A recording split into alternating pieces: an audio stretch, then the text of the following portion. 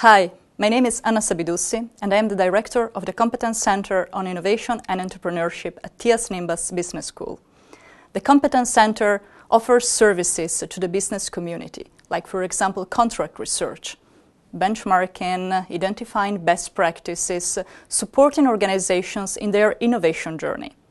The Competence Center also organizes interactive events aimed at fostering strategic thinking and at providing concrete tools that organizations can apply in their direct daily activities. The Competence Center recently organized a workshop series, a tool for strategic innovation and organizational change, with Soren Kaplan. Soren Kaplan is the author of the best-selling book Leapfrogging. And here is the interview with Soren. My name is Soren Kaplan, and I'm the author of the book Leapfrogging, and I also have a consulting company called the Leapfrogging Alliance.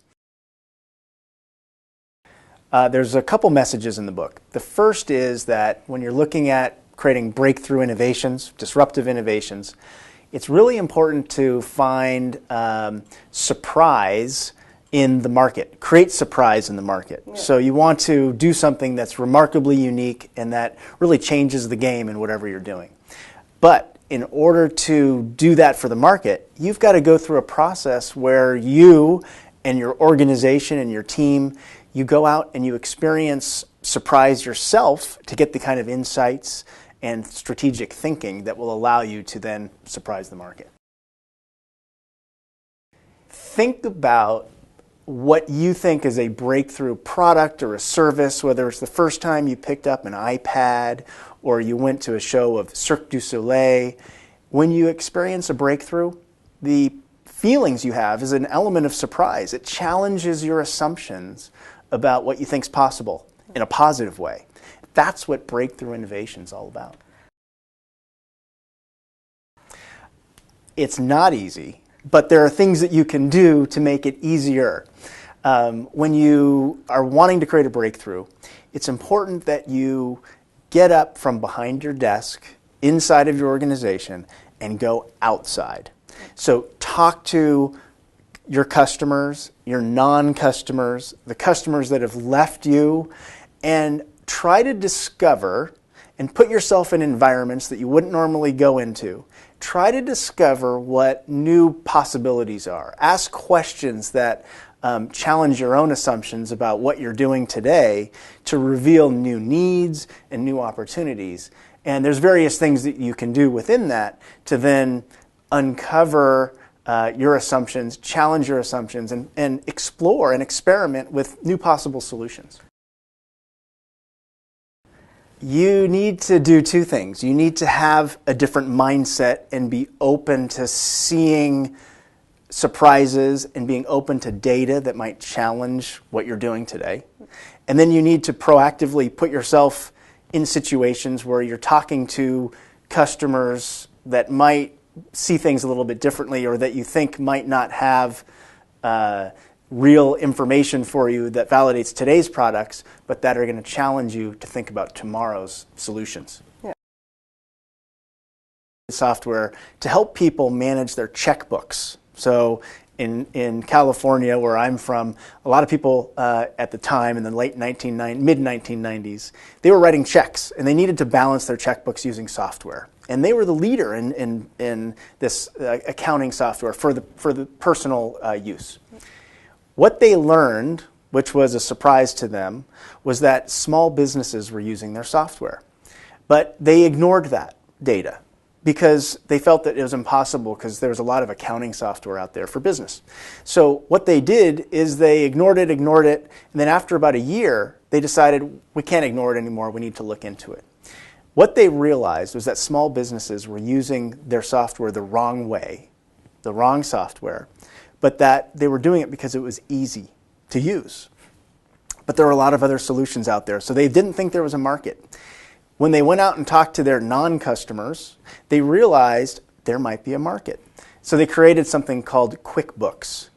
Within 3 months of launching QuickBooks, they had captured 70% market share. that was a surprise to them that small businesses even needed their software. And I think it might have surprised them even more that they had 70% market share in a 3-month time frame. Huge success.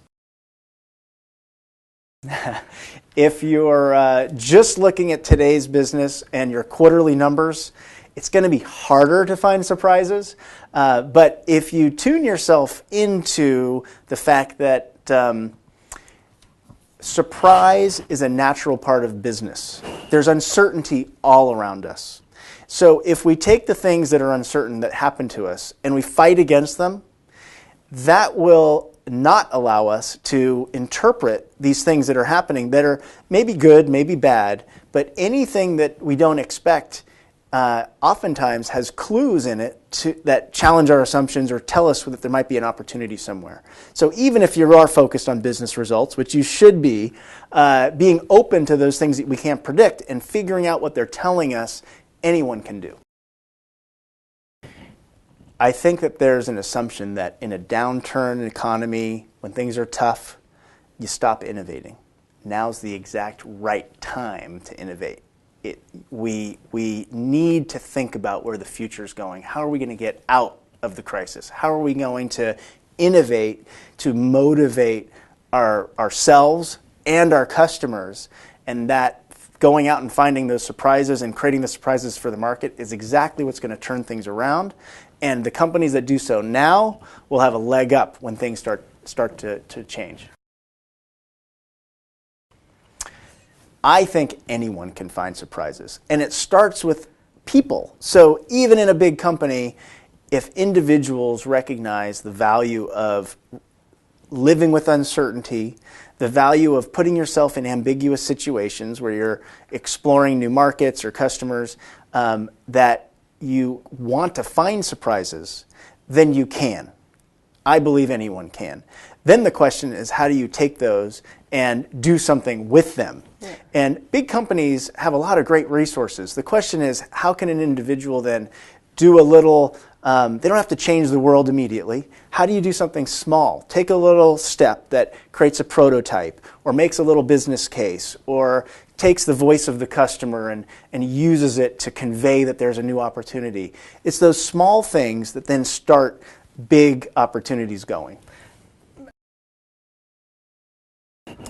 There are a lot of different models for innovation.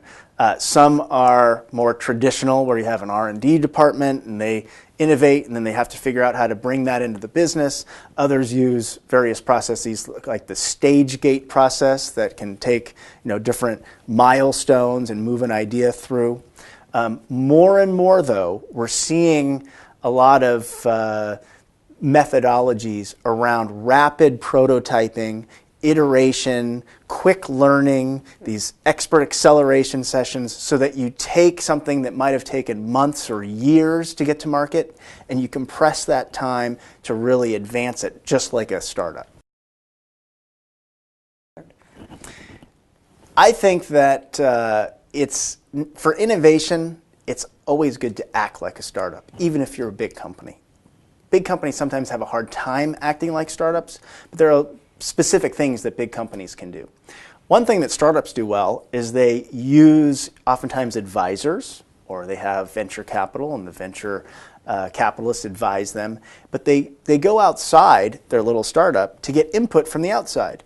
So there are companies like Kimberly-Clark that have what they call acceleration sessions, thought leader acceleration sessions. They might have an idea. They could take that idea and go do a bunch of market research and take months to figure out, is it a good idea? Instead, they bring into the room 5 or 6 experts in various areas that relate to the idea. And in 2 days, they figure out, is this a big opportunity? How do we make it better? How do we create a new business model? How do we go to market? And they accelerate the time to market for their innovations. That's something a lot of big companies don't do. A lot of startups, they go outside. This company's figured out how to bring the outside perspective in to innovate. I have a company here, which is a very small company, that does this very well. I'll tell the story. There's a little pharmacy in Breda. I walked into the pharmacy and the owner, his name is Joop. And I asked Joop for some shaving cream, and he sold me some shaving cream. And as I was checking out, he asked me what year I was born. I told him, and he pulled out from behind the counter a guilder coin from 1968, the year I was born. And he put it on his wrist, and he said, look. And he gave it to me as a gift. I learned that Joop gives a guilder, an old guilder, to everyone who comes into his pharmacy. He surprises them with it. He gives a piece of licorice to all the children. He has been doing this for years. And I asked him, don't you run out of guilders? And he said, I thought I was going to run out of guilders, but all of a sudden, people from all over Breda started bringing me their old guilders because they had experienced his surprise.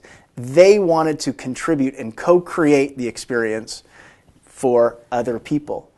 He's, in this small pharmacy, created a culture of surprise. He's doing it, and people are responding. I think that's a great example of real innovation.